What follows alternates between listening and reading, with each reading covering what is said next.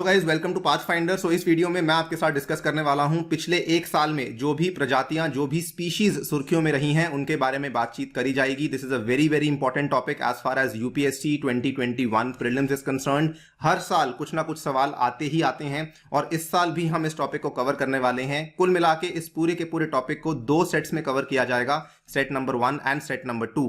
तो set number 1 और set number 2 में आपकी पूरी स्पीशीज की जो भी डिटेल्स हैं, फिर भले वो मैमल्स हों, बर्ड्स हों, एक्वेटिक मैमल्स हों, हर तरह की चीजें कवर करवा दी जाएंगी। You don't have to go anywhere else, right. So start कर लेते हैं दोस्तों। मेरा नाम है अनिरुद्ध।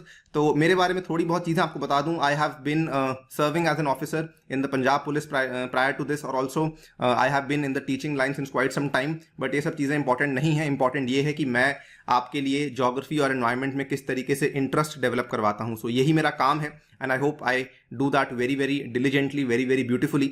सो राइट, अगर आप लोग इस लेक्चर की पीडीएफ को डाउनलोड करना चाहते हैं तो यहाँ पर दिए गए टेलीग्राम चैनल से कर सकते हैं। ऑल्सो आप मुझसे सोशल मीडिया पे जुड़ सकते हैं, इंस्टाग्राम पे, ट्विटर पे, कहीं पर भी आपको मुझसे जुड़ना है तो ये मेरा हैंडल है। ऑल्सो अनअकैडमी की ऐप पे भी आप मुझे इसी हैंडल पे फॉलो कर सकते हैं, अनिरुद्ध 15A के नाम से ये हैंडल है, राइट। एंड कोई भी आपको मुझसे डाउट पूछनी है तो आप यहां पर आके मुझे डीएम भी कर सकते हैं। More importantly, if you want to connect with me personally तो मेरी एक ईमेल आईडी भी है, वहां पर जाकर भी आप मुझसे बातचीत कर सकते हैं।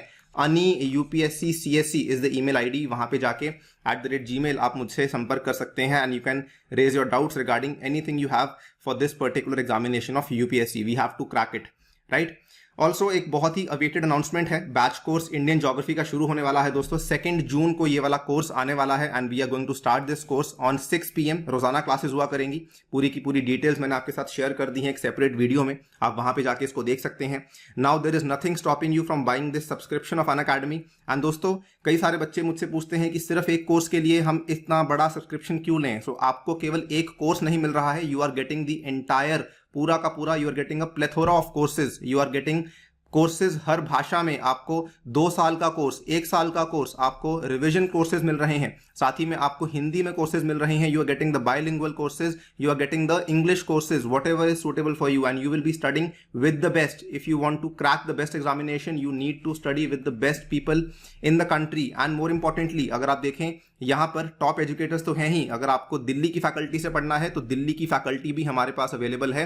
राजेंद्र नगर में जाकर आपको पैसा देने की आवश्यकता नहीं है। We have all the best faculties available on the Unacademy plus platform. And also if you want to study from ex bureaucrats तो वो भी यहाँ पे कई सारे एक्स ब्यूरोक्रेट्स हैं, एक्स IAS ऑफिसर्स हैं, एक्स IRS ऑफिसर्स हैं जो कि आपको पढ़ा रहे हैं। So tell me what is stopping you. There is nothing, no one thing which is stopping you from getting this amazing Unacademy subscription, which according to me is the best subscription in the country. और दोस्तों, ये जो है नए batches शुरू हो रहे हैं 26 मई को, तो जल्दी से एनरोल कर लें। परसों से नए बैचेस शुरू होने वाले हैं। और इसमें अगर आपको बताऊं प्राइस की बात कर लेते हैं। बहुत ही कम प्राइस है। अगेन अगर आप देखें ये प्राइस 49,500 का है पर एनम, और इसमें भी अगर आप मेरा कोड लगाते हैं ANIUPSC ये आपको पड़ जाता है 44,550।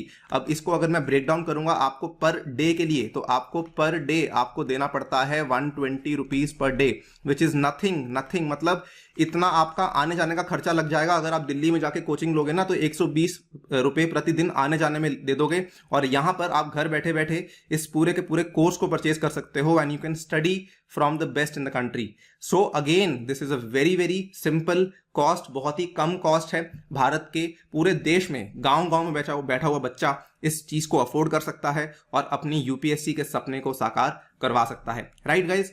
इसमें और भी ऑफर्स चल रहे हैं। You are getting this combo offer of GS plus optional, जिसमें कि आपको टोटल प्राइस केवल 57,500 का पड़ रहा है एंड इसमें आप फिर से ऊपर 10% डिस्काउंट ले सकते हैं। You have to just use my code, और यहां पर जब आप ये कोड यूज करते हैं तब आई फील कि मेरी रिस्पॉन्सिबिलिटी टुवर्ड्स द सोसाइटी थोड़ी सी और बढ़ चुकी है। And the moment you use this code you just have to tell me via my Gmail और my Instagram, और I will be personally guiding you throughout the UPSC journey। मैं आपके साथ रहूंगा दोस्तों, and you can be rest assured कि आपको India की बेस्ट मेंटरिंग भी यहाँ पर अवेलेबल हो रही है। So don't wait, 26 मई के पहले जाइए और इस पर्टिकुलर सब्सक्रिप्शन को परचेज कर लीजिए and you can also crack the UPSC examination, right? तो स्टार्ट कर लेते हैं दोस्तों आज की क्लास को। सबसे पहले थोड़ा सा ब्रीफली आपके साथ डिस्कस करूंगा कि IUCN क्या होता है, ये वाली ऑर्गेनाइजेशन के बारे में थोड़ी बेसिक जानकारी होना काफी इंपॉर्टेंट है।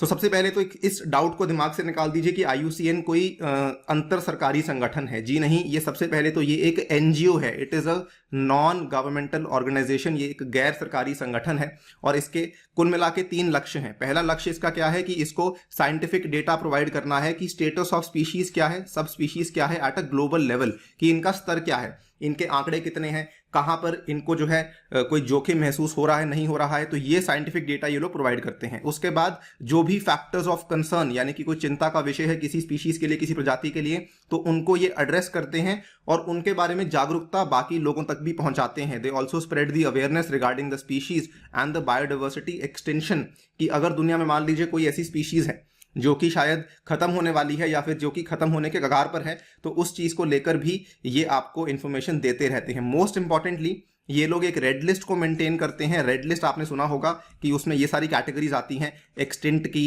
Extinct in the wild, critically endangered, endangered की, वल्नरेबल की, नियर थ्रेटेंड और लीस्ट कंसर्न्ड की। तो ये सारी की सारी कैटेगरीज असल में IUCN की रेड लिस्ट में मेंटेन करी जाती हैं। बताया जाता है कि कौन सी स्पीशीज जो है किस लेवल पर पहुंच चुकी है। ठीक है, तो अगर हम कहते हैं कि कोई स्पीशीज मान लीजिए एंडेंजर्ड से क्रिटिकल एंडेंजर्ड हो चुकी है, तो उसका जो जोखिम है वो काफी बढ़ चुका है। अगर कोई स्पीशीज क्रिटिकली एंडेंजर्ड से मान लीजिए वल्नरेबल चली गई है, तो उसका जोखिम कम हो चुका है, उसका स्तर जो है बेहतर हो चुका है।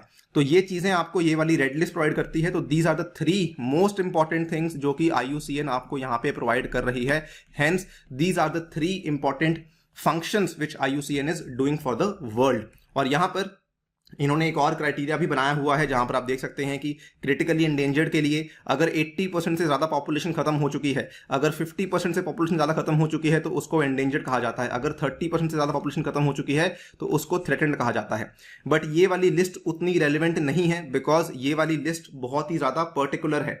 ये डिपेंड करता है कि टाइम स्केल क्या लिया गया है, एरिया स्केल क्या लिया गया है। टाइम और स्पेस दोनों पे डिपेंड करती है ये वाली पर्टिकुलर रैंकिंग जो कि आपके सामने दी गई है यहां पर। लेकिन जो ये वाले चीजें हैं, ये एक तरीके से आपको मालूम होना चाहिए। जो भी स्पीशीज मैं आपके साथ डिस्कस करूंगा, you have to be aware कि क्रिटिकली एंडेंजर्ड है या वल्नरेबल है। ये 3 कैटेगरीज के बारे में आपको डेफिनेटली मालूम होना चाहिए कि भाई कौन सी जो स्पीशीज है किस लेवल पर पहुंच चुकी है। तो दोस्तों सबसे पहले बात कर लेते हैं सबसे बेहतरीन स्पीशीज के बारे में, that is the Indian tiger, also popularly and famously called as the royal Bengal tiger. तो ये वैसे तो स्पीशीज नेटिव टू इंडिया है, लेकिन ये अभी जो है कुछ कुछ और कंट्रीज में भी आपको थोड़ी बहुत इसकी पॉपुलेशन देखने को मिल जाती है। तो यूपीएससी कभी कभार आपसे सवाल इसी तरीके से पूछता है कि this species is found only in India. तो जी नहीं, ओनली इन इंडिया नहीं है, इसके कुछ छोटे मोटे ग्रुप्स आपको बांग्लादेश में, नेपाल में, भूटान, चाइना और बर्मा यानी कि म्यांमार में भी देखने को मिल जाते हैं। लेकिन हाँ, अगर हम बात करें ओवरऑल दुनिया भर के जो टाइगर्स हैं, दुनिया भर की जो ये टाइगर की पॉपुलेशन है, इसमें 70% की जो पॉपुलेशन है दोस्तों, ये आपको केवल और केवल भारत में ही देखने को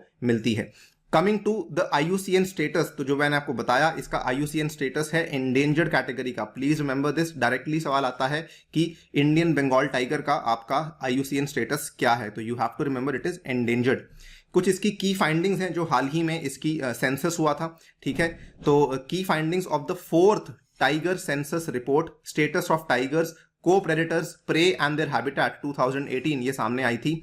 इंडिया में जो टाइगर्स की काउंट है, आपको प्रिसाइजली याद होनी चाहिए कि ये 2967 इसकी काउंट हो चुकी है। This is the most important thing, और इसीलिए कहा जाता है कि 70% पॉपुलेशन ऑफ टाइगर्स इंडिया में ही पाई जाती है। ये 2018 में थी। 2014 में हमारा जो काउंट था दोस्तों, ये 2226 का था। हमारा जो फॉरेस्ट डिपार्टमेंट है इंडिया का, ये पूरे के पूरे हर एक टाइगर की काउंट को यहाँ पे ध्यान रख रहा है कि 2014 में कितनी थी, 2018 में कितनी थी। हर एक टाइगर का एक एक काउंट रखा जाता है, कौन सा टाइगर कितना मूव कर रहा है, कहाँ पे पहुंच चुका है। Everything is being kept track of. ठीक है, तो ये चीजें भी काफी ज्यादा रेलिवेंट हैं। इसके बाद बात करें कि मैक्सिमम नंबर ऑफ टाइगर्स कहां देखने को मिलते हैं, तो यहां पर सबसे important to note, Madhya Pradesh has the maximum number of tigers. दूसरे नंबर पर आता है कर्नाटका, ज्यादा पीछे नहीं है, केवल 2 टाइगर्स का फर्क है। लेकिन उसके बाद तीसरे नंबर पर आ जाता है आपका उत्तराखंड। ऑल्सो पिछले साल की बात है, अगेन काफी सुर्खियों में रही थी ये बात कि इंडिया का एक लौता जो गोल्डन टाइगर है ये पाया जाता है Kaziranga national park of Assam में। सो काजीरंगा का जो नेशनल पार्क है वहां पर इंडिया का गोल्डन टाइगर आपको देखने को मिल जाता है। ये इंडिया का एक लौता गोल्डन टाइगर है, इसका नाम भी दिया गया है काजी 106F, इसको नाम दिया गया है। इसके बाद कुछ और फाइंडिंग्स सामने आई हैं। ये वाली फाइंडिंग्स क्या कहती हैं कि जो भारत का नॉर्थ ईस्टर्न का एरिया है, यानी कि उत्तर पूर्वी इलाका है, it has suffered the losses in population. तो ये एक थोड़ी खराब बात है। और खास करके जो टाइगर का स्टेटस है छत्तीसगढ़ में और झारखंड और ओडिशा में, यहां पर इनकी पॉपुलेशन में थोड़ी सी डिक्लाइन देखने को मिली है। अगर बात करें कि भारत में जो सबसे ज्यादा कंटिग्यूअस टाइगर पॉपुलेशन कहां देखने को मिलती है, कंटिग्यूअस का मतलब क्या होता है? देखिए, ये बेसिकली एक तरह का कॉरिडोर है, ठीक है। कॉरिडोर बेसिकली क्या है कि ये वाला कॉरिडोर आपको देखने को मिलता है वेस्टर्न घाट्स में। So we have the Nagarhole, Bandipur, Wayanad, Mudumalai, Sathyamangalam, BRT block. ये पूरा का पूरा ब्लॉक है जो कि कहां पे लोकेटेड है? वेस्टर्न घाट्स में। एंड मोर इंपॉर्टेंटली अगर आप देखें, ये कर्नाटक और केरल का आपका कॉरिडोर है, जहां पर आपको 724 टाइगर्स एक साथ देखने को मिल जाते हैं। इस पूरे के पूरे कॉरिडोर में 724 टाइगर्स एक साथ देखने को मिल जाते हैं। और ये केवल इंडिया का ही नहीं है, this is the largest contiguous tiger population which is found in the world of about 724 tigers. Coming to the highest tiger density, तो इस चीज का भी ध्यान रखिए। कॉर्बेट जो आपका टाइगर रिजर्व है उत्तराखंड में, यहां पर आपको हाईएस्ट टाइगर डेंसिटी देखने को मिलती है। मैंने आपको पहले बता दिया था, नंबर ऑफ टाइगर्स सबसे ज्यादा मध्य प्रदेश में है और तीसरे नंबर पर उत्तराखंड में है। लेकिन टाइगर डेंसिटी की बात करें तो वो सबसे ज्यादा आपको उत्तराखंड में देखने को मिलती है, वो भी खास रूप से कॉर्बेट का टाइगर रिजर्व में आपको देखने को मिल जाती है। जो नॉर्थ इंडिया में रहने वाले लोग हैं वो जानते भी होंगे, कॉर्बेट का टाइगर रिजर्व बहुत ही फेमस माना जाता है टाइगर सफारीज के लिए, और कई सारे लोग यहाँ पे वेकेशन बनाने भी आते हैं। राइट नाउ नेक्स्ट बात कर लेते हैं एशियाटिक लायन के बारे में। ये भी एशियाटिक लायन जो है ये भी एक बहुत ही ज्यादा, आप ऐसा मान लीजिए, डोमिनेटिंग स्पीशीज है। So Asiatic lions they are slightly smaller than the African lions, ठीक है। तो ये काफी इंपॉर्टेंट बात है। ये सवाल भी पूछे जाते हैं यूपीएससी में, कभी कभार ऐसे जनरल स्टेटमेंट्स भी दे दिए जाते हैं। जो एशियाटिक लायंस है ना, ये अफ्रीकन लायन से साइज में थोड़े छोटे रहते हैं। भारत में एशियाटिक लायंस केवल आपको एक ही जगह पे देखने को मिलते हैं, दैट इज द गिर national park and the wild life sanctuary. और ये कहां पे लोकेटेड है? It is located in the western state of Gujarat. It is the only place in the world जहां पर एशियाटिक लायंस आपको देखने को मिलते हैं। कई बार कई सारे लोगों ने, कई सारे एनवायरमेंटलिस्ट ने कोशिश करी है कि हम इसको ट्रांसलोकेट करने की कोशिश करें, कि इसको भारत में और कहीं भी लेकर जाएं, लेकिन ये सारे की सारी कोशिशें नाकामयाब रही हैं। 2020 में सेंसस हुआ था लायंस का, जिसमें कि ये सामने आया था कि एस्टिमेटेड 674 एशियाटिक लायंस हैं, जो कि पिछले 5 सालों में 29% की इनकी मात्रा बढ़ चुकी है। IUCN स्टेटस इस पर्टिकुलर प्रजाति का भी एंडेंजर्ड है, यानी कि इसके ऊपर भी जोखिम अच्छा खासा है। यहां पर आप देख सकते हैं गिर नेशनल पार्क की लोकेशन कहां पे लोकेटेड है। इसके बाद एशियाटिक लायन के ऊपर इसकी जो रिलोकेशन की बात थी, ये वाला केस काफी लंबे टाइम से चल रहा था। 2013 में हमारे सर्वोच्च न्यायालय ने कहा था कि इट इज गुड कि हम अगर इनके लिए एक दूसरा घर ढूंढ लें, it is in favour of creating a second home for them by translocating a few of them to the Kuno Palpur wildlife sanctuary in Madhya Pradesh. ये वाला सवाल दोस्तों यूपीएससी में आ चुका है कि कौन सी वो वाइल्ड लाइफ सैंक्चुरी थी जहां पर कि सुप्रीम कोर्ट ने कहा था एशियाटिक लायंस को ट्रांसफर करना चाहिए। लेकिन अभी तक एक सिंगल लायन भी नहीं है जो कि मध्य प्रदेश पहुंचा है, जो कि मध्य प्रदेश में जिसने की ट्रांसपोर्टेशन जिसका हो चुका हो। क्यों नहीं हुआ है? बिकॉज जो गुजरात की गवर्नमेंट है वो इस चीज के फेवर में नहीं है। It is not in favour of translocating the lions to Madhya Pradesh. In fact आपको बताना चाहूंगा कि केवल यही वाली साइट नहीं थी, इसके अलावा अगर आप देखें प्रोजेक्ट लायन इंडिया के द्वारा अनाउंस किया गया था, जिसमें कि 6 नई साइट्स को आइडेंटिफाई किया गया था कि यहां पर जाकर हम लायंस को ट्रांसफर कर सकते हैं। ये वाली जो 6 साइट्स थी, इसमें पहली साइट मध्य प्रदेश में, 2 साइट्स आपकी राजस्थान में, फिर तीसरी साइट फिर से मध्य प्रदेश में, ये राजस्थान में, और ये एक और साइट जो है गुजरात में थी। यहां पर देखिए जैसोर बलाराम अंबाजी, ये वाली साइट बहुत ज्यादा प्रोस्पेक्टिव साइट थी और ये तो गुजरात के ही अंदर थी, लेकिन अभी तक कहीं पर कोई प्रोग्रेस सामने नहीं आया है। कहीं पर भी कोई भी लायन जो है वो शिफ्ट नहीं करवाया गया है। Madhav national park, Sita Mata wildlife sanctuary, Mukund tiger reserve, Gandhi Sagar wildlife sanctuary, Kumbhalgarh wildlife sanctuary, कहीं पर भी लायंस को शिफ्ट नहीं किया गया है। बट ये चीजें सुर्खियों में थी, इसलिए थोड़ी बहुत जानकारी आपको होनी चाहिए। बस इतना ध्यान रखिएगा कि कौन सा जो नेशनल पार्क है वो कौन सी स्टेट में लोकेटेड है। इतनी चीज भी अगर आपको मालूम होगी तो आपको एग्जामिनेशन में दिक्कत नहीं आएगी। इसके बाद बात कर लेते हैं अफ्रीकन चीता की। अफ्रीकन चीता की जो कहानी है ये काफ़ी ज़्यादा इंटरेस्टिंग है, बिकॉज भारत इस चीज़ को लेके काफ़ी लंबे टाइम से कोशिश कर रहा था कि अफ्रीकन चीतास को भारत में रिलोकेट करवाया जाए। और आप यहाँ पे देख भी सकते हैं 70 years after the big cats extinction, India prepares to welcome cheetahs from Africa. अब इसकी काफ़ी लंबी चौड़ी कहानी है, मैं आप बहुत डिटेल में नहीं जाऊँगा। कोई बहुत पुराने राजा थे, छत्तीसगढ़ के बहुत पुराने राजा थे उस टाइम पे, और उस टाइम पे छत्तीसगढ़ का नाम कुछ और था, उस एरिया का नाम कुछ और था। वो प्रिंसली स्टेट के कोई राजा थे जो कि 1947 या 1948 की बात है, मुझे ईयर एग्जैक्टली याद नहीं आ रहा। उन्होंने भारत का जो आखिरी चीता था उसको मार दिया था, तो उसकी हंटिंग करते थे। और फाइनली इंडिया ने 1951 या फिर 1952 की बात है, जब ये डिक्लेयर कर दिया कि इंडिया में अब चीता नहीं पाया जाता है, इंडिया में चीता को एक्सटिंक्ट डिक्लेयर कर दिया गया था। अब इसके बाद कई सारी सरकारें आती हैं, इंदिरा गांधी की गवर्नमेंट के अंदर भी हमने कोशिश करी थी कि जो ईरान का चीता है उसको इंडिया में रिलोकेट करवाया जाए। तो ईरान ने पहले तो हाँ कर दी, लेकिन बाद में जब ईरान में भी उसके आंकड़े कम होने लगे तो ईरान बाद में मना कर गया कि नहीं, हम ये नहीं अलाउ कर सकते हैं। तो फाइनली जो बातचीत होनी शुरू हुई थी वो शुरू हुई थी अफ्रीका के चीता को लेकर। तो अफ्रीका का चीता भी एक तरह की चीता की ही सब स्पीशीज है, लेकिन ये केवल आपको अफ्रीका के ही कुछ कुछ एरियाज में देखने को मिलता है। It is native to the eastern Africa and the southern Africa. तो अगर हम अफ्रीका का मैप ड्रॉ करेंगे तो आपको थोड़ा सा आइडिया आपको देना चाहता हूं कि किस तरीके से ये बेसिकली आपका कौन से एरियाज में लोकेटेड है। The southern Africa cheetah lives mainly in the lowland areas and deserts of the Kalahari. तो आपका जो कालाहारी का डेजर्ट है, it is somewhere over here. तो एक तो यहाँ पे देखने को मिलता है, फिर savannas of the Okavango delta, Okavango delta आपका यहाँ कहीं पे लोकेटेड है, and then the grasslands of the Transvaal region in the South Africa. तो ये आपके नीचे फिर से आ जाते हैं ग्रासलैंड्स। ये 2-3 इलाकों में आपको अफ्रीकन चीता देखने को मिल जाता है। इन अफ्रीकन चीतास को रिलोकेट करने की बात करी गई थी, और हमारा जो सुप्रीम कोर्ट है इसमें केस चलता रहा, अफ्रीका से बातचीत चलती रही। फाइनली इसका जो अप्रूवल है ये हमें मिल चुका है, और इनफैक्ट अप्रूवल के बाद अब फाइनली इनकी रिलोकेशन होने वाली है। ऐसा माना जा रहा है कि साल के एंड तक अफ्रीकन चीतास भारत में आ जाएंगे। अगर स्टेटस की बात करें, एशियाटिक चीता तो बहुत ही ज़्यादा जोखिम में है। It has been declared as critically endangered.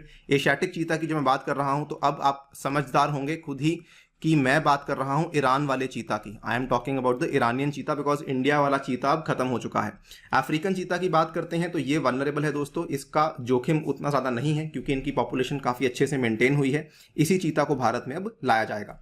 अब यहाँ पर इसको कहाँ पे लाया जाएगा, ये देखिए आपके सामने ये वाली 6 साइट्स हैं जो कि असेस करी गई हैं, right. They have been assessed in 2010, और इनको दोबारा से इनका मूल्यांकन किया गया है wild life institute of India के द्वारा, जो कि देहरादून में लोकेटेड है, ठीक है। तो इस पर्टिकुलर इंस्टीट्यूट ने इसका असेसमेंट कर लिया है, और यहाँ पर इन्होंने 2 साइट्स जो है वो राजस्थान में लोकेट करी हैं और 4 साइट्स मध्य प्रदेश में लोकेट करी हैं। इनके नाम प्लीज ध्यान रखिए कि एक तो मुकुंद हिल टाइगर रिजर्व है, उसके बाद शेरगढ़ वाइल्ड लाइफ सेंचुरी है, मध्य प्रदेश में Gandhi Sagar wildlife sanctuary, Kuno Palpur national park, Madhav national park, and then we have the Nauradehi wildlife century.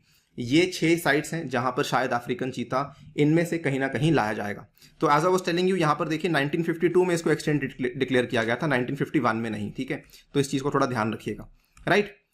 Next बात कर लेते हैं एक और एनिमल के बारे में, that is the leopard. Leopard काफी इंटरेस्टिंग है। यहाँ पर बल्कि मैं आपको 3 एनिमल्स के बारे में साथ में ही बताऊंगा। एक तो लेपर्ड है, दूसरा आपका स्नो लेपर्ड है, और तीसरा आपका ब्लैक पैंथर है। तीनों के बारे में जानकारी साथ में ही शेयर करेंगे, ठीक है। लेपर्ड देखिए, ये इंडियन सब स्पीशीज है लेपर्ड की। अगेन लेपर्ड की कई सारी स्पीशीज हैं, मतलब कुछ इंडिया में पाए जाते हैं, कुछ और कंट्रीज में पाए जाते हैं, लेकिन हर कंट्री वाले जो स्पीशीज हैं अलग अलग एनिमल्स के, वो अलग अलग हैं। अब ये इंडिया में कहाँ कहाँ पाए जाते हैं? इंडिया में ऐसा मान लीजिए लेपर्ड जो है it is the most adaptable carnivores, यानी कि ये ऑलमोस्ट हर जगह आपको देखने को मिल जाता है एक्सेप्ट फ्यू एरियाज। कहाँ कहाँ नहीं देखने को मिलता है, एक्सेप्शंस इसमें याद करनी आसान है। सबसे पहली बात तो ये आपको एरिड डेजर्ट्स में देखने को नहीं मिलता है, यानी कि मरुस्थल में आपको देखने को नहीं मिलता है। उसके बाद बहुत ज्यादा ऊंचाई पे हिमालयाज में भी आपको देखने को नहीं मिलता है। इस चीज को ध्यान रखिएगा। व्हेन आई एम सेइंग ये नॉर्मल लेपर्ड है, ये नॉर्मल वाला लेपर्ड है जो कि आपको ऊंचाई पे देखने को नहीं मिलता है। कौन से वाला आपको केवल ऊंचाई पे ही देखने को मिलता है, उसको कहा जाता है स्नो लेपर्ड। ये वाला जो आपका है ये केवल आपको ऐसे ऊंची ऊंची रेंजेस पे ही देखने को मिलता है, खास करके जम्मू कश्मीर, उत्तराखंड, सिक्किम और अरुणाचल में। तो दोनों में बहुत फर्क है। जो नॉर्मल लेपर्ड है ये आपको ऊंचाई पे और आपको मरुस्थल में देखने को नहीं मिलता है। इनफैक्ट आपने कई बार ऐसी चीज देखी होगी न्यूज में कि लेपर्ड यहां देखने को मिला, लेपर्ड इस एरिया में देखने को मिला, पंजाब में ऐसी बहुत न्यूज आती रहती हैं, महाराष्ट्र में न्यूज आती रहती हैं कि इस एरिया में लेपर्ड देखने को मिला वेरी कॉमनली, ठीक है। So these are known to exist very very close to the human habitations. इसका जो IUCN स्टेटस है ये वल्नरेबल है, इसकी पॉपुलेशन ठीक ठाक है, तो इसका IUCN स्टेटस उतना खराब नहीं है। हाँ, इसको साइट्स के अपेंडिक्स 1 में लिस्ट किया गया है। साइट्स के अपेंडिक्स 1 मतलब इसके व्यापार को लेकर काफी ज्यादा सीरियस है कि इसका अवैध व्यापार नहीं होना चाहिए, इसके बॉडी पार्ट्स का या इसके बॉडी स्किन का या इसका खुद का व्यापार नहीं होना चाहिए। और भारत का जो वाइल्ड लाइफ प्रोटेक्शन एक्ट है इसके भी इसको शेड्यूल नंबर 1 में ऐड करवाया गया है। इसको लेकर कुछ फाइंडिंग्स सामने आई थी, 2018 की रिपोर्ट है, वैसे अब रिपोर्ट पुरानी हो चुकी है, बट स्टिल जो इसकी पॉपुलेशन की फाइंडिंग्स हैं ये हमें जाननी काफी इंपॉर्टेंट है। स्टेट वाइज हाईएस्ट पॉपुलेशन आपको देखने को मिलती है मध्य प्रदेश में, दूसरे नंबर पर आपका कर्नाटक आता है, तीसरे नंबर पर आपका महाराष्ट्र आ जाता है, ठीक है। और इसमें रीजन वाइज सेंट्रल इंडिया सबसे ज्यादा डोमिनेटिंग है और ईस्टर्न घाट्स दूसरे नंबर पर आता है। Which is more important for you, this is more important for you कि स्टेट वाइज इसका जो पॉपुलेशन है ये आपको कहां देखने को ज्यादा मिल जाता है, ठीक है। यहां पर देख लीजिए, न्यूज पुरानी है कि 60% rise in leopard population across the country, India now has 12,852 leopards. तो ये चीज ध्यान रखिए, नंबर को ध्यान रखिए कि आखिरी जो रिपोर्ट सामने आई थी इसके हिसाब से हमारे कंट्री में आज 12,852 लेपर्ड्स हैं जो कि एग्जिस्ट करते हैं। Coming to snow leopard guys, snow leopard अलग है, it is native to the mountain ranges. ये आपको केवल जो माउंटेन रेंजेस है वहीं पे देखने को मिलता है, या तो सेंट्रल एशिया की माउंटेन रेंजेस या फिर साउथ एशिया की माउंटेन रेंजेस। इंडिया में बात करें तो ये हिमालयस में आपको देखने को मिलता है, ranging from 3000 to 4500 metres across Jammu Kashmir, Ladakh, Himachal Pradesh, Uttarakhand, Sikkim and Arunachal Pradesh. तो मोस्टली आपकी सारी की सारी जो हिमालयन स्टेट्स है ना, वहां पर आपको देखने को ये वाला लेपर्ड आपको देखने को मिल जाता है।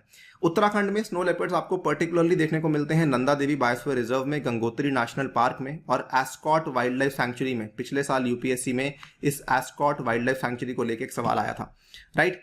इसका IUCN status very similar to the same leopard, ये वल्नरेबल है, ये भी साइट्स में अपेंडिक्स 1 में है और WPA के शेड्यूल नंबर 1 में इंक्लूड किया गया है। जब भी देखिए, बड़ी सिंपल सी बात है कि अगर ये अपेंडिक्स 1 में है साइट्स के, इसका मतलब इसको मैक्सिमम प्रोटेक्शन दी गई है। अगर शेड्यूल 1 में है WPA के, तो इसका मतलब भी ये है कि इसको मैक्सिमम प्रोटेक्शन दी गई है इंडियन गवर्नमेंट के द्वारा, ठीक है।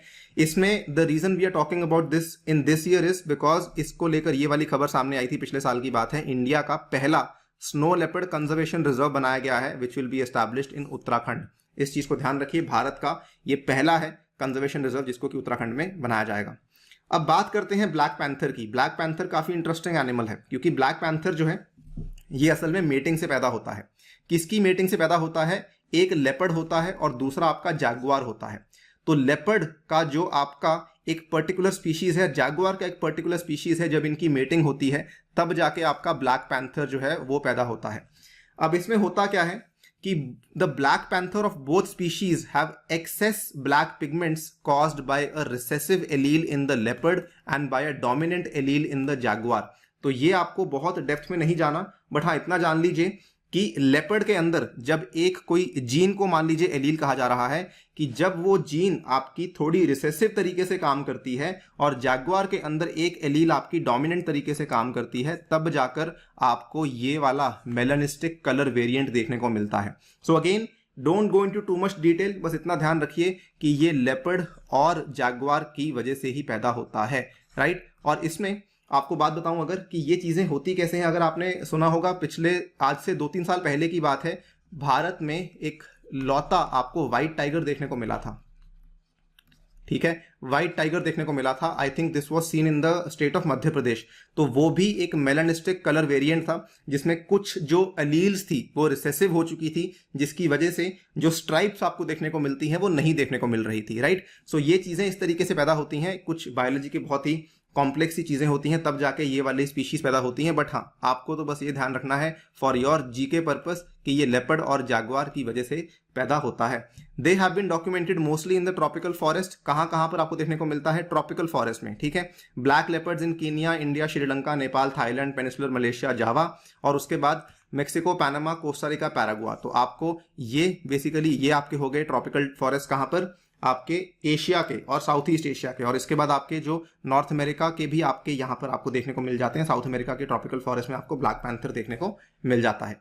ये एक्चुअली देखने में काफी ज्यादा मतलब काफी हद तक स्केरी लगता है, लेकिन यस, ये रिसेंटली न्यूज में इसलिए था because Kabini wild life sanctuary, Karnataka वाली जो वाइल्ड लाइफ सैंक्चुरी है, वहां पर देखने को मिला था। It is very very located close to the Kerala border. आप यहाँ पे देख सकते हैं कबिनी की wildlife sanctuary, very close to the Kerala border. And India में वैसे ये आपको पाया जाता है Kabini in Karnataka, and then we have the Anshi Dandeli sanctuary in Karnataka, again very very important sanctuary. Then Tamil Nadu में जो नीलगिरी बायोस्फीयर रिजर्व है वहां पर भी, और महाराष्ट्र का जो तड़ोबा अंधेरी टाइगर रिजर्व है वहां पर भी आपको देखने को मिल जाता है। IUCN स्टेटस की बात करें तो this is a vulnerable animal, और इसकी भी जो पॉपुलेशन है बहुत ज्यादा आपको देखने को नहीं मिलती है, right. Himalayan brown bear guys, this is a very very important species. क्यों? क्योंकि it is one of the largest carnivores in the highlands of Himalayas. तो हिमालयाज के आपको बहुत ऊंचे एल्टीट्यूड पे जाकर अगर कोई देखने को मिलता है बहुत ही बड़ा कार्निवोर, तो आपको हिमालयन ब्राउन बियर देखने को मिलता है। And it is found in the higher reaches of the Himalayas in Nepal, Tibet में, इंडिया में एंड इवन पाकिस्तान में आपको देखने को मिल जाता है। इंडिया में it is also present in the great Himalayan national park, जो कि आपका हिमाचल प्रदेश में आपको देखने को मिलता है। So this is the importance of this particular species कि एक तो ये भारत में हायर रीचेस में देखने को मिलता है, और दूसरी चीज it is the largest carnivore in the highlands of Himalayas. IUCN status दोस्तों इसका एंडेंजर्ड है। इसकी रिपोर्ट सामने आई थी जो कि काफी चिंताजनक है।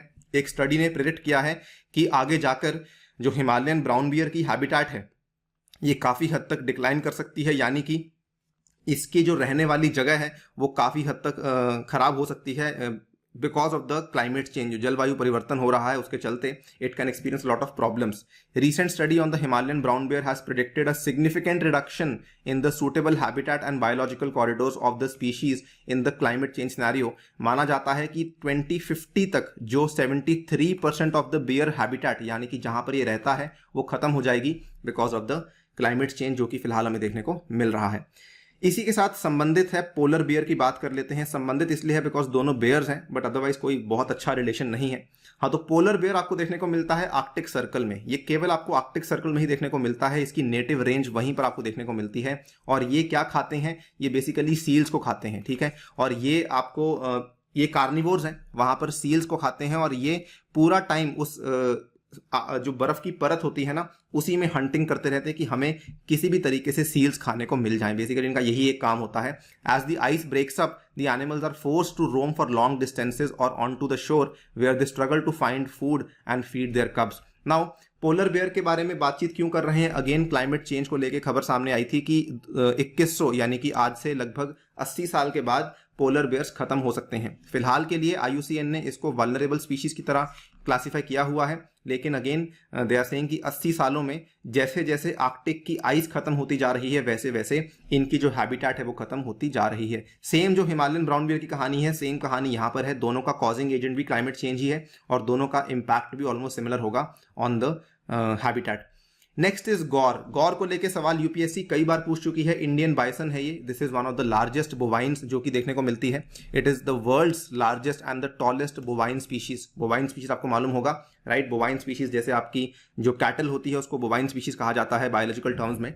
The gaur, also known as the Indian bison, is a bovine species which is native to south and south east Asia, ठीक है। ये काफी देखने में काफी एक विशाल काय सी होती है, and they are mainly confined to the evergreen forest और the semi evergreen and the moist deciduous forest. तो अगर मैं इंडिया के केस में बात करूं तो बड़ा सिंपल है कि इंडिया के केस में आपके जो कहाँ पे आपको देखने को मिलते हैं। See very simply as you can see, ये अगर मैं इंडिया का मैप ड्रॉ करता हूं तो हेयर आपको ये आपके एवरग्रीन फॉरेस्ट हैं, ठीक है। वेस्टर्न घाट्स के इस तरफ आपको एवरग्रीन फॉरेस्ट देखने को मिलते हैं, और अगर मैं ईस्टर्न घाट्स की बात करूं तो ईस्टर्न घाट्स में आपको इस तरफ सेमी एवरग्रीन फॉरेस्ट देखने को मिल जाते हैं, और यहां पर आपको मॉइस्ट डेसिडुअस फॉरेस्ट देखने को मिल जाते हैं। तो इन्हीं एरियाज में आपका जो है इंडियन बाइसन आपको देखने को मिलता है, राइट। वैसे तो आपके एवरग्रीन फॉरेस्ट जो है वो नॉर्थ ईस्ट इंडिया में भी आपको देखने को मिलते हैं, लेकिन अगर हम गौर की बात करते हैं तो गौर मेनली आपको साउथ इंडिया में ही देखने को मिलता है। This is the peculiarity of this animal, and इसका जो IUCN स्टेटस है ये भी काफी ज्यादा वल्नरेबल है। नाउ इसको लेकर भी कुछ आंकड़े सामने आए हैं। पहली बार भारत की सरकार ने नीलगिरीज के फॉरेस्ट डिवीजन ने इनफैक्ट इसकी पॉपुलेशन एस्टिमेशन एक्सरसाइज करी थी, और इसमें इन्होंने ये पता लगाया था कि भारत में 2000 से भी ज्यादा इंडियन गौर्स हैं जो कि आपको नीलगिरीज में देखने को मिल जाते हैं। तो नीलगिरीज का एरिया बेसिकली यही वाला एरिया है आपका, if you see it over here, Nilgiris का एरिया आपका ये वाला एरिया है, ठीक है, जहाँ पर ईस्टर्न घाट और वेस्टर्न घाट आके मिल जाते हैं। इसी एरिया में आपको 2000 से भी अधिक वेस्टर्न घाट्स आपको इंडियन बाइसन देखने को मिल जाते हैं। मोर इम्पॉर्टेंटली चिंता का विषय क्यों था, बेसिकली इस रिपोर्ट ने ये बताया था कि इनका जो हैबिटेट है, बेसिकली इनका हैबिटेट इस तरीके का हैबिटेट है कि जहां पर इंसान रहते हैं वहीं पर आपके इंडियन गौर भी आपको देखने को मिल जाते हैं। And this is the prime reason जिसकी वजह से ये माना जा रहा है कि शायद आगे जाके जो मैन एनिमल कॉन्फ्लिक्ट की प्रॉब्लम है वो खड़ी हो सकती है। और मैन एनिमल कॉन्फ्लिक्ट में कई बार जो है कई सारे एनिमल्स की जान चली जाती है, ऑब्वियसली लोगों को परेशानी भी होती है, बट जो एनिमल्स की जान चली जाती है that becomes a very very big exercise, और ये फॉरेस्ट डिपार्टमेंट को फिर जवाबदेही करनी पड़ती है, बहुत सारी चीज़ें होती हैं। एंड इसीलिए कोशिश ये हो रही है कि इनकी जो हैबिटेट है इसको थोड़ा सा चेंज करवाया जाए, सो दैट इनको इन कॉन्फ्लिक्ट प्रोन एरियाज में से बाहर निकाल दिया जाए। Next is the Kharai camel. दोस्तों खराई कैमल को लेके यूपीएससी ऑलरेडी पहले सवाल पूछ चुकी है, you can see it over here, this is the question asked by UPSC. और ये आई थिंक अगर मैं ईयर को याद करूं तो या तो ये 2016 में आया था और या दोस्तों ये 2017 में आया था, I don't remember exactly, mostly it was asked in 2016। खैर इंपॉर्टेंट टू नोट क्या है कि इस क्वेश्चन में पूछा क्या गया था। अब देखिए क्वेश्चन में जो चीजें पूछी गई हैं हम उसका जवाब भी आपको देंगे। It is capable of swimming up to 3 kilometres in sea water, ठीक है, its survives by grazing on the mangroves, it lives in the wild and can not be domesticated. अब देख लीजिए खराई कैमल जो है एक यूनिक ब्रीड ऑफ कैमल है जो कि भारत में केवल और केवल कच्छ में देखने को मिलती है, गुजरात के वेस्टर्न गुजरात के एरिया में। ये कैमल्स की खास बात क्या है कि ये मैंग्रोव्स के ऊपर डिपेंड करते हैं फॉर फूड, और during monsoons they swim to the mangrove islands in hordes, ठीक है। तो ये एक साथ स्विम करते हैं मैंग्रोव आइलैंड्स में। देखिए ये वाली फोटो कितनी बेहतरीन फोटो है, ये एक साथ एक झुंड में जाते हैं, ठीक है, और ये मैंग्रोव्स के बीच में ही ट्रैवल करते हैं। तो ये इनका आपने ये वाली चीज को देख लिया, it survives by grazing on the mangroves, yes. It is capable of swimming up to 3 kilometres in sea water, yes, 1 and 2 both are correct. अब देखिए they can swim in sea water up to 3 kilometres, और इसको एक separate breed की तरह recognise किया गया था। भारत में कैमल की कुल मिला के आपको 9 अलग अलग ब्रीड्स देखने को मिलती हैं। खराई कैमल उसमें से एक अलग ब्रीड रिकॉग्नाइज करी गई थी 2015 में, और इसीलिए यस आई एम करेक्ट 2016 में इसीलिए इसको लेकर एक सेपरेट सवाल भी बनाया गया था। नाउ इसको रिकॉग्नाइज किया गया था by the national bureau of animal genetic resources. ये एक इंस्टीट्यूट है जो कि भारत के हरियाणा के करनाल में लोकेटेड है और ICAR के अंडर काम करता है। इस इंस्टीट्यूट ने इस पर्टिकुलर कैमल को रिकॉग्नाइज किया था कि ये एक अलग स्पीशीज है, और इसके बाद इसको लेकर सवाल पूछा गया था। अब देख लीजिए भारत में ये केवल आपको गुजरात में ही देखने को मिलता है, मेनली कच्छ में, जामनगर में, राजकोट में, अहमदाबाद, आनंद, वडोदरा, भरूच और भावनगर। ये प्रॉपरली इसकी पॉपुलेशन दिखाई गई है, नंबर भी दिखाए गए हैं। और इसके थ्रेट्स क्या है, थ्रेट्स वही हैं कि मैंग्रोव फॉरेस्ट खत्म होते जा रहे हैं, पानी की सैलिनिटी बढ़ती जा रही है, जिसकी वजह से ये काफी ज्यादा थ्रेटन हो चुका है। IUCN स्टेटस क्या है, एंडेंजर्ड है। अब देखिए थर्ड ऑप्शन इसीलिए गलत हो जाता है कि it can not be domesticated, जी नहीं, इट कैन बी डोमेस्टिकेटेड, तो ये इसकी गलत चीज है। 1 and 2 are correct, option number A आपका सही जवाब बन जाता है। तो इस तरीके से सवाल आते हैं। अब देख लीजिए अगर आपने ये पढ़ लिया होता आप इस क्वेश्चन का जवाब आराम से दे सकते थे, राइट। नेक्स्ट इज द धोले, that is the Asiatic wild dog. Very very important guys, धोले भी एक काफी इंपॉर्टेंट स्पीशीज है। ये बेसिकली अगर आप देखें ये एक बायोलॉजिकल फैमिली को बिलोंग करती है ऑफ डॉग लाइक कार्निवोर्स। तो ये काफी ज्यादा, इनफैक्ट मैं आपको यहाँ पे वर्ड यूज करूंगा, काफी शैतान होते हैं ये, ठीक है, और काफी वाइल्ड भी होते हैं। And they look like dogs, लेकिन असल में ये काफी खतरनाक होते हैं। तो ये कार्निवोर्स हैं and they look like dogs, इसीलिए इसको डॉग लाइक कार्निवोर कहा जाता है एंड इसको एशियाटिक वाइल्ड डॉग कहा जाता है। अब ये कहाँ कहाँ पे देखने को मिलते हैं, it is found in a variety of habitat types, ठीक है। डेसिडुअस फॉरेस्ट, मैंने आपको बताया डेसिडुअस फॉरेस्ट कहाँ कहाँ पे है इंडिया में। इंडिया में जो डेसिडुअस फॉरेस्ट है वो एक तो आपका ये वाला एरिया हो गया, ठीक है, कि ईस्टर्न घाट्स के इस तरफ और ईस्टर्न घाट्स के इस तरफ भी आपको डेसिडुअस फॉरेस्ट देखने को मिलते हैं। इवन वेस्टर्न घाट्स के भी आपको जो इस तरफ डेसिडुअस फॉरेस्ट देखने को मिलते हैं, तो यहाँ पर है। उसके बाद एवरग्रीन फॉरेस्ट में भी आपको देखने को मिल जाते हैं, यानी कि इस तरफ भी आपको देखने को मिल जाएंगे, ये इसमें भी कोई दो राय नहीं है। एंड इसके बाद एल्पाइन स्टेपीज। एल्पाइन स्टेपीज क्या होते हैं, these are basically the tropical grasslands जो कि सेंट्रल एशिया में, साउथ एशिया में, ईस्ट एशिया में और साउथ ईस्ट एशिया में देखने को मिल जाते हैं। तो वहां पर भी आपको एशियाटिक वाइल्ड डॉग्स मिल जाते हैं। It is a highly social animal, यानी कि ये बड़े बड़े क्लैंस में रहते हैं और इनका एक बहुत इंपॉर्टेंट रोल होता है एज एपेक्स प्रेडेटर्स। मैंने बताया ना कि बहुत ही ज़्यादा शैतान, बहुत खतरनाक होते हैं, तो they are called as the apex predators, कि भाई हमारे लिए खाना वाना यही लोग ढूंढ कर आएंगे, ठीक है ना।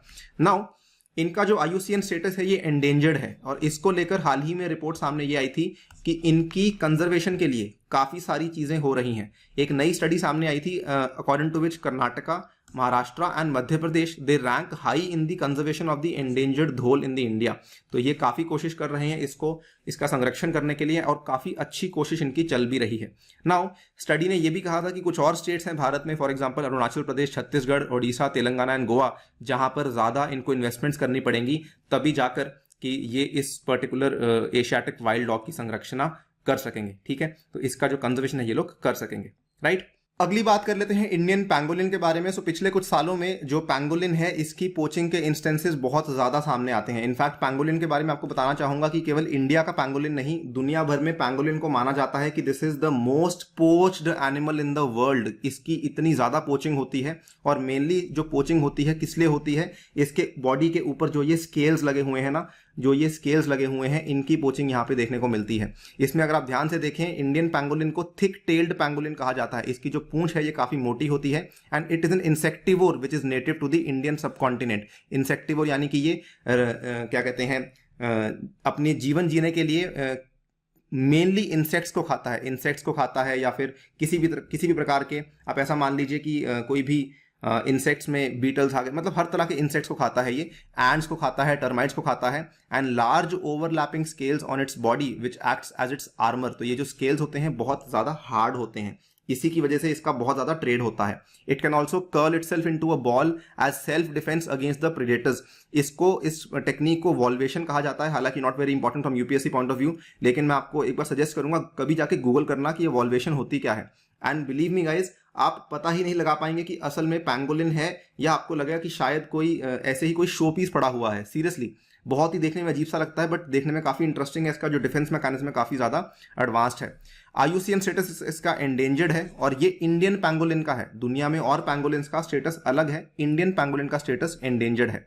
अब ओडिशा के फॉरेस्ट डिपार्टमेंट ने यह कहा है कि there is a need for stricter monitoring of social media platforms so that pangolin की पोचिंग को चेक किया जा सके, क्योंकि कई सारे ऐसे ग्रुप सामने आए थे जो कि व्हाट्सएप ग्रुप्स को बना रहे थे, और वो बेसिकली यहाँ पर इंडियन पैंगोलिन की ट्रेडिंग कर रहे थे। और ये कई सारे व्हाट्सएप ग्रुप्स ऐसे भी थे जो कि इंडिया के बाहर लोकेटेड थे। इनफैक्ट बताना चाहूंगा, इसकी जो मैक्सिमम ट्रेडिंग होती है उसके बाद व्यापार असल में चाइना में ही जाता है। तो ये भी एक बड़ी खराब बात है कि हम एक तो इसकी पोचिंग को रोक नहीं पा रहे हैं, और उसके बाद इसका व्यापार भी हो रहा है, उसको भी हम काबू में नहीं कर पा रहे हैं। This is something which is very very worrisome. Next and the last species is sal forest tortoise. ये सुर्खियों में था इस साल। ठीक है, सैल फॉरेस्ट टॉर्टोइज के बारे में आपको बताना चाहूंगा। इसको इलोंगेटेड टॉर्टोइज भी कहा जाता है। ये काफी ज्यादा लंबा है देखने में। ठीक है, उतना बड़ा नहीं होता है, यानी कि उतना ऊंचा नहीं होता है, लेकिन लंबाई इसमें काफी ज्यादा है। और ये आपको क्यों इसकी बातचीत हुई थी, बिकॉज इसको लेकर क्या हुआ था, एक स्टडी सामने आई थी। स्टडी अगेन WII ने करी थी, wild life institute of India ने करी थी, एंड इसको लेकर ये चीज सामने आई थी कि इसका जो हैबिटेट लॉस है काफी बढ़ चुका है ड्यू टू द झूम cultivation in the north east. तो झूम कल्टीवेशन क्या होता है दोस्तों, द शिफ्टिंग कल्टीवेशन, जिसमें कि फॉरेस्ट को आग लगाई जाती है और फॉरेस्ट को क्लियर किया जाता है हर बार कृषि करने के लिए। तो वहां पर बेसिकली इसकी आग लगाने की वजह से इसको काफी ज्यादा नुकसान झेलना पड़ रहा था, और इसका वाइल्ड लाइफ ट्रेड भी होता है। ये सब बातें भी इसके लिए काफी ज्यादा खतरनाक मानी जा रही हैं। नाउ ये वाला जो टॉर्टोइज है, it is widely distributed over the eastern and the northern India and the south east Asia. ठीक है, तो आपका ईस्टर्न इंडिया, प्लीज इसको याद रख लीजिए, northern India and the south east Asia. तो इंडिया में मेनली ईस्टर्न और नॉर्दर्न में लोकेटेड है, और दुनिया भर में साउथ ईस्ट एशिया में आपको देखने को मिल जाता है। इसकी कम से कम 29 स्पीशीज हैं। देखिए, फ्रेश वाटर टर्टल और टॉर्टोइज की कम से कम 29 स्पीशीज हैं, जिसमें से जो 23 हैं वो इंडिया में पाई जाती हैं, और उन 23 में से 23 स्पीशीज में से काफी सारी स्पीशीज थ्रेटेंड कैटेगरी में आती हैं IUCN की रेड लिस्ट में। यानी कि या तो वो क्रिटिकली एंडेंजर्ड है, या वो एंडेंजर्ड हैं, या वो वल्नरेबल हैं। तो इनका जो कंजर्वेशन का स्टेटस है बहुत अच्छा नहीं है। ये वाले टॉर्टोइज की जो बात कर रहा हूँ, सैल फॉरेस्ट टॉर्टोइज की, ये एक इलोंगेटेड टॉर्टोइज है।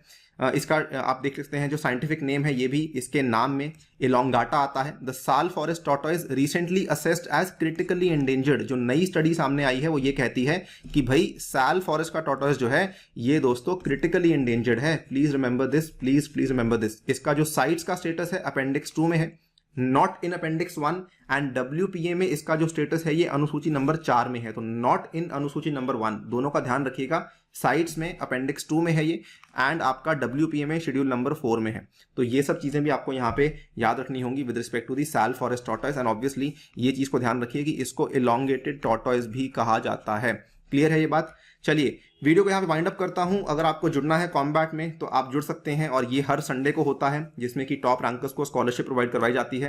And also we have been running a free test series. You can go and test yourself every day on this free test series platform. You just have to use my code ANI UPSC, and as I told you, अगर आप ये code use करते हैं तो इसका फायदा दोस्तों मुझे भी होता है, एंड इसीलिए you have to use this code only.